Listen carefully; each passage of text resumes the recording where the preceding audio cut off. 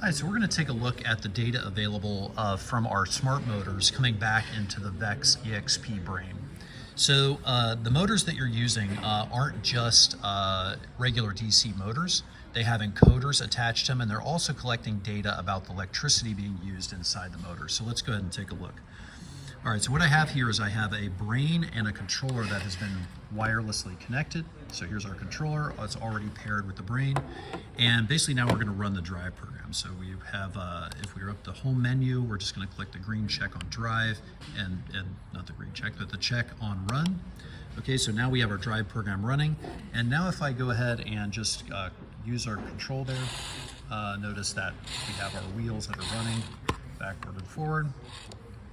Oops, backward, forward, and then I can turn right and left as well. I think the wheels are running. Oh, there we go. Okay, so, or running a little bit. So, okay, so now let's take a look. So let's go over, and each one of these tabs represents a motor that's plugged in. So notice these two are for the, this is the clawbot build, so these are for the arm and the claw. And then these, over the last two here, are for the motors. So let's see what happens when we go ahead and start running these motors. Notice that we get a velocity. So we get a rotations per minute, okay, on a readout on this top screen. But then if we go into with the check mark, we can see a couple other things. Okay, so we see the command, and then we see the velocity. So the motor that we're looking at in this case is the right motor. It's over here. I'm just going to move it over so we can see. So it's this motor right here. And so if we go forward here, we can see that the velocity is 127, 128 around there. If it goes slower, you'll notice it slows down a little bit. Notice the command is kind of similar to that in rotations per minute. The maximum speed is going to be 127. And then we have position, degree, and then position revolution. So wherever it started, there's no way to clear this, but basically you notice that right now the position degree is 11,000 and position revolution is 31. Notice that the revolutions just keep adding up a little bit slower. That's one revolution every time. Position degree is a little bit more granular, right? But it's additive, right? It keeps adding as long as the program runs. If we go backwards, it counts down. Okay, let's go ahead and stop the program and take a look. Okay, now if we go ahead and run the program again, notice that we're back at 0. And now let's go ahead and drive forward. Notice that it starts to count up. So zeroing out, we can do that by restarting the program.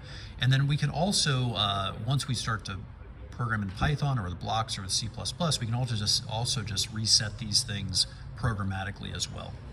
Okay, the last thing we want to take a look at is this current, because it's really quite interesting. So basically what we have here is when the motor is working harder, when it's producing more torque, it's going to take more current. So let's just take a look at that. So I'm going to go ahead, if you could see my hands here, I'm going to grab the wheel as it's driving, and you'll see this effect. So let's say that it's driving forward. Notice it's using 0.4 amps or 0.3 amps. But then as I go ahead and start to give it resistance, the motor starts to work harder, starts to draw more amperage, and now our amps are going up. Okay, and this can be useful for all kinds of different tasks, and by let it go, notice it draws less amperage.